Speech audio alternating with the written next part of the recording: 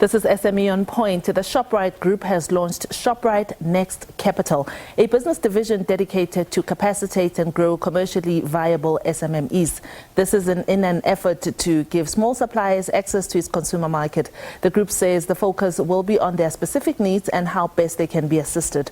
ShopRite Next Capital will operate as a one-stop shop for SME partners by providing marketing opportunities, working capital, packaging and labeling support. Maud Modise is the GM for Enterprise and Supplier Development at ShopRite, and she joins us now via Zoom. Maud, welcome to SME on Point. I know that it is a dream for many small business owners to find their products at retail shelves, and it's not easy. How does Next Capital help them to achieve this goal? Well, thanks for inviting us. I think one thing that we aim to do is to give small suppliers access to buyers that understand their needs and challenges while we assist them and help them navigate the world of retail on how to do business in retail, basically. For those that are still at product development stage, how best can you advise them at this stage to stand a better chance while creating, beautiful products, whatever they may be, that will easily make the journey easy for themselves and retailers alike, so that they actually one day find their products on the shelves? Well, the one thing that we basically need to focus on, as we know in South Africa, there's food safety regulations in order for you to actually sell your goods in retail. There's packaging and labeling regulations that you need to adhere to. So those are the little things that actually cause us a bit of a stumbling block in a lot of entrepreneurs' products in order to get them retail ready, so that we can get them from the application and get them onto our shelves. So those are usually the stumbling blocks that we experience. So paying close attention to those type of detail when entrepreneurs develop their products assist us in making the product or the process a lot easier for us to get it on the shelf. Yeah, Maud, we don't talk enough about what actually, or the funding requirement that is needed when one wants to put their products on the shelf, and that you need a lot of money because, as one person has told me, that once you have a product, say you're selling, I don't know, shoes, you need to be able to produce them at a mass scale and be able to put them at different ShopRites, even across borders. Tell us more about how people can go over this hurdle and where they can go for financial assistance.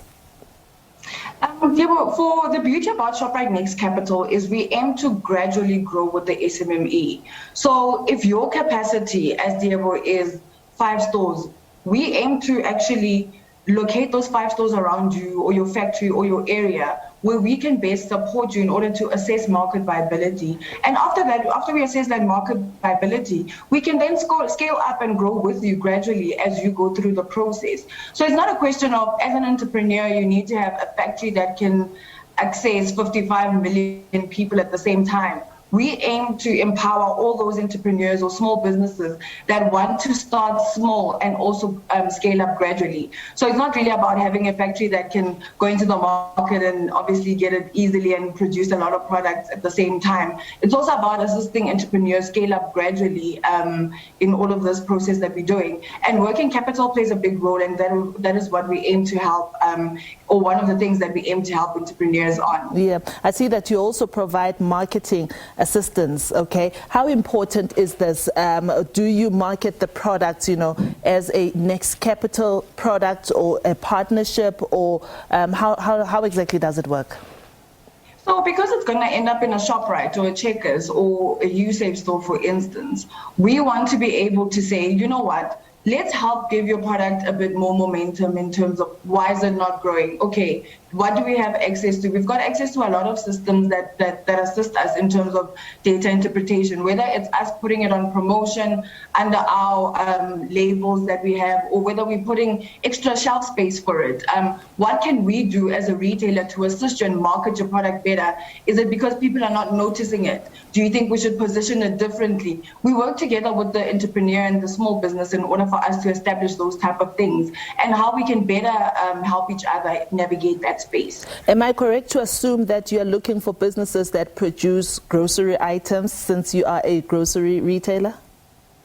We're looking for grocery items, but there's also other opportunities. I mean, we stock other non-foods that we do in the Checkers Hypers and our bigger stores. But I mean, we're looking for entrepreneurs that really want to scale up and want access to market, because that's what we're driving.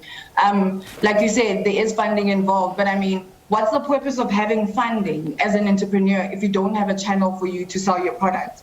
And that is the message that we're trying to land, to say, let's grow with you, let's give you access to market. Whether you want 3 stores or 30, or you have capacity for 30, do you have market viability? Let us help you establish those things and let us grow with you as a retailer. And quickly, while I have you here, Maud, the criteria in just a few seconds, please. Okay, it won't take me a few seconds. So what I'm going to do is I'm going to direct SMMEs to go into our ShopRite Holdings website. There's a tab called Suppliers, and underneath there's Become a Supplier. So if you log on to there, there's a bit of information that you need to fill in so that we know what we're working with when we get in touch with you. And then from then on, we get in touch with you and hopefully get the process rolling. Maud Modise is the GM for Enterprise and Supply Development at ShopRite, and she's been joining us to tell us more about their ShopRite Next Capital that can help you as a small and medium enterprise if you want to one day find your products in their shelves. Well, remember that we are on Facebook and we are also on Instagram. Our handle is @SME on point.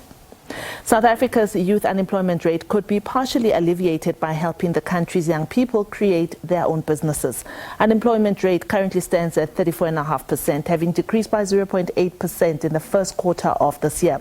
The youth remain the biggest casualties of joblessness. But Dov Ginnan, he's the CEO of Merchant Capital, says that young people have the energy and potential to start their own businesses, but few youth are able to sustain themselves in self-employment because they simply don't have the knowledge or resources to do so. So he's going to help us with that and how you do it. And he joins us now via Zoom. Dav, thank you so much for joining us once again on SME on Point. Take us through the 4 ways in which the youth can create their own employment and make it sustainable.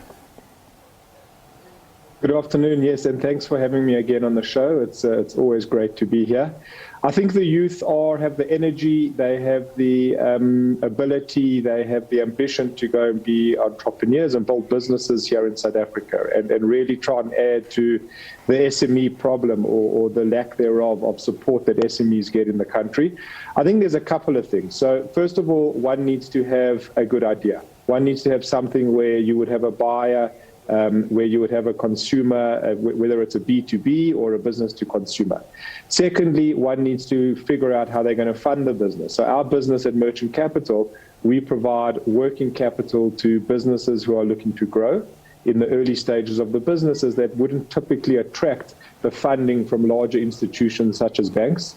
Thirdly, one needs a mentor, a partner, a family friend, or someone who can really help youngsters and the youth really understand what it is to build a business, because a business is not just simply written on a business plan. There are a lot of unexpected things that entrepreneurs would face that may or may not be able to be learned theoretically during a university degree or at school. So one needs a mentor, someone who's done it before, someone who has your best interests at heart, that want to support you and build the business. And lastly, one needs to find a partnership team, a team or a partner or a wife or a spouse who can actually help you in the business. The entrepreneurship journey can be very lonely. It can be an emotional roller coaster, and having someone who you can bounce ideas off and share the good and the bad times is fundamentally important to the success of any entrepreneur. Davi, you mentioned an interesting part about mentorship and the importance thereof. When one looks for a mentor in a particular business area, what exactly should you be looking for? It's so easy for anyone to say, I want a mentor or I have a mentor, but do you know what you should be looking out for so that that mentorship, is viable for the business and for your personal growth as well as an entrepreneur? Yeah, I think you're right. I think the word mentor can be generally termed. I think one needs to be quite deliberate and specific about finding the correct mentor.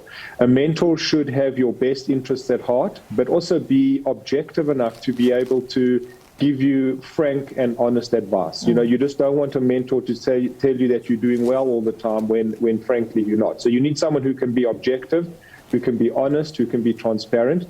Naturally, you would want a mentor in a business field that has been successful. So if you are looking to open up a grocery store, as an example, then it would be convenient and useful to have someone who has built a business in retail. So I think sector specific is important.